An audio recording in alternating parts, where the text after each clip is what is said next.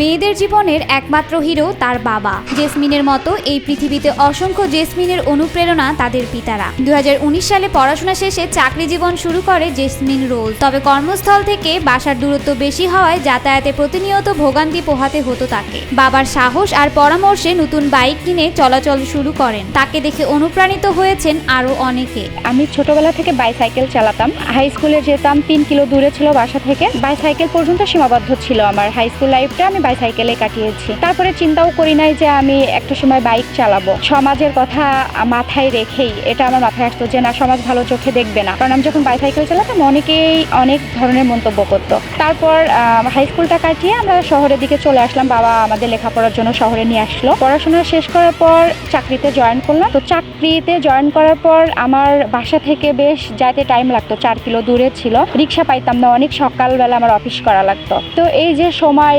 সাশ্রয়ের জন্য আব্বুই আমাকে বললো যে এবার তোমাকে, যেহেতু আমরা শহরে চলে আসছি, এবার স্কুটি একটা কিনে দিই। তারপর স্কুটি কিনে দিল, যাতায়াতটা আমার অনেক সহজ হয়ে গেল।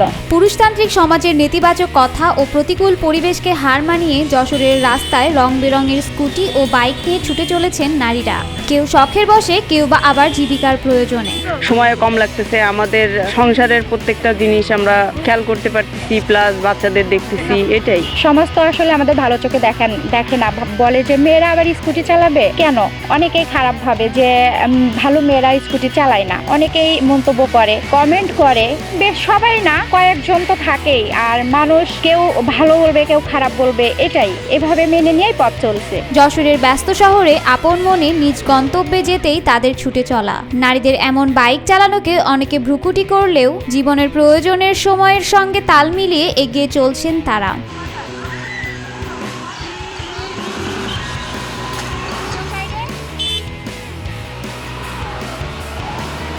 যশোরের নারী বাইকারদের অনেকেই কর্মজীবী। অর্থ ও সময় সাশ্রয়ের পাশাপাশি ভোগান্তিহীন যাতায়াতের লক্ষ্যে নারীদের মাঝে বাইক বা স্কুটির জনপ্রিয়তা দিন দিন বেড়েই চলেছে। চাইলে যে কোনো জায়গায় চলে যেতে পারি, বাচ্চাদের নিয়ে যেতে পারি, কারোর জন্য অপেক্ষা করতে হয় না, ফোন করতে হয় না কাউকে, আমি আসতেছি বারবার একই বিষয় নিয়ে তর্ক বিতর্ক করতে হয় না। এই জায়গা থেকে ভাবলে অনেক ভালো লাগে যে না, ঠিক আছে, পুরুষ যে কাজটা, অনেক সময় আছে পুরুষ যে কাজটা করতে পারে, সেটা আমরা নারীরা আমরাও পারি, আমরাও চাইলে পারি। কারণ আমরা ঘর বাহির যেখানে যা কিছু আছে আজকাল নারী সমস্ত জায়গায়, সেখানে যদি নিজের ইচ্ছা মতো যাচ্ছি আসতেছি, আমি যখন দেখি যে আমার মতো অনেক আপু চালাচ্ছে, আমার অনেক সঙ্গী, তখন অবশ্যই আমার অনেক ভালো লাগে। কারণ এই জিনিসটাই তো চাই যে আমরা নারীরা, আমরা সমস্ত জায়গায়, ছেলেরা যেমন সমস্ত জায়গা জুড়ে থাকে, আমরা নারীরা আমরা কেন থাকবো না। জেসমিন রোজ বর্তমানে নিয়মিত নারীদের বাইক রাইডিং শেখাচ্ছেন। লেডি বাইকার্স যশোর নামে একটি ট্রেনিং সেন্টারও দিয়েছেন তিনি। নিজে স্বাবলম্বী হওয়ার পাশাপাশি অন্য নারীদেরও সাহস যোগাচ্ছেন এই লেডি বাইকার।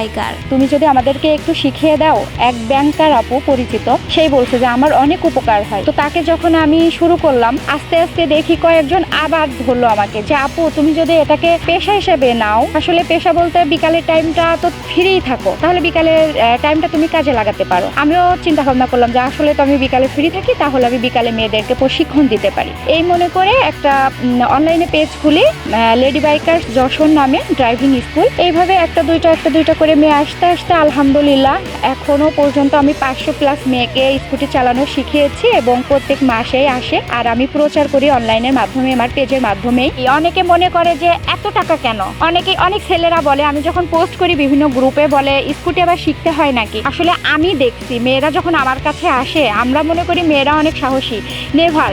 আমি নিজেই বলি মেয়েদেরকে যে মেয়েরা যে এত ভীতু হয়, তো আমি মনে হয় গাড়ি চালাতে শিখাতে না আসলে আমি জানতাম না। প্রত্যেকটা মেয়ে বলে আমি মনে হয় পারবো না, আমার দ্বারা হবে না। তো আমি তাদেরকে এমনভাবে গাইডলাইন দিয়ে তারা পারফেক্ট ভাবে যখন শিখে যায়, তখন বলে আপু আসলেই আপনার মাধ্যমে সম্ভব হয়েছে। একজন লেডি বাইকার হওয়া খুব একটা সহজ ছিল না। নানা প্রতিকূলতার সম্মুখীন হতে হয়েছে তাদের। বিশেষ করে পুরুষদের দৃষ্টিভঙ্গির সাথে সব থেকে বেশি লড়াই করতে হয়েছে। এখনো পথ চলতে কটু কথা শুনতে হয় বলেও জানান অনেকেই। যেহেতু শিখছি বাইক চালানোটা একটা শখের বসে, কিন্তু এখন সেটা শখ থেকে প্রয়োজনের দিকে বেশি বেশি ধাবিত হয়েছে। আর আসলে অনেক ভালো লাগছে যেহেতু নিজেই চালাতে পারি বাইকটা এবং নিজের কাজগুলো মিটাতে পারি। আর এই জন্য থ্যাঙ্কস আমার রোজাপুকে, যেহেতু ওনার হাত ধরে বাইক চালানোটা শেখা। বাইকে বেনিফিট বলতে অনেকই, যেখানে আগে যে কোথাও যেতে গেলে রিক্সার জন্য অনেকক্ষণ দাঁড়িয়ে থাকা লাগতো, বা একটা টাইমের ব্যাপার থাকতো যে এই টাইমের মধ্যে আমার পৌঁছাতে হবে গন্তব্যস্থলে, এখন সেটা অনেক ইজি হয়েছে। দেশ যেমন এগিয়ে যাচ্ছে, নারীরাও তেমন এগিয়ে যাচ্ছে। তবে সমাজের দৃষ্টিভঙ্গিতে পরিবর্তন আসলে নারীদের এগিয়ে যাওয়ার গতি আরও বাড়বে, এমনটাই মনে করছেন এই লেডি বাইকাররা। বাসা থেকে মূলত সর্বপ্রথম আম্মুর একটু বাধা ছিল, চালানো যাবে না, বাইরে অনেক মানে অসুবিধা হয়, তো সেটা অনেক ম্যানেজ করে আমি এটা করছি, চালানো শিখছি। কারণ আমার বাইক চালানোটা খুব শখের ছিল ছোট থেকে, তো সেটা আমার আজকে পরিপূর্ণতা পেয়েছে। আর বাইরের ব্যাপারটা হচ্ছে, বাইরে যখন গাড়ি চালাই এটা আমার অনেক ভালো লাগে, যেহেতু শখের ব্যাপার, খুবই আনন্দ লাগে। আর গাড়িটা সুন্দরভাবে চালানো শিখে আরো বেশি ভালো লাগে। প্রতিনিয়তই আমি বাইক চালাই এবং দু একদিন না চালালে আমার খুবই মনে হয় যে বাইক চালাইনি। এটা আমার কাছে ভালো লাগে। বাইক চালানো একটা এনজয়। আমার ছেলে মেয়ের জন্য মূলত অনেক কাজে লাগে। আর বাইক চালাতে গেলে অনেক প্রতিবদ্ধকতারও সৃষ্টি হয়। ফ্যামিলি বাইরে অনেক সময় হয়, কিন্তু আসলে প্রয়োজনটাই বেশি। শখের বশে কিনেছি বটে, কিন্তু প্রয়োজনীয়তাটা বলে বোঝানো যাবে না। আমার হাজবেন্ড উনি একজন ব্যাংকার, দূরে থাকে। আমার বাচ্চাদেরকে সবসময় আনা নেওয়া করতে হয়, কোচিং স্কুল সবসময়ই লাগে। সেটা সময় এবং অর্থের দুটোতেই সেভ হয় অনেকটা।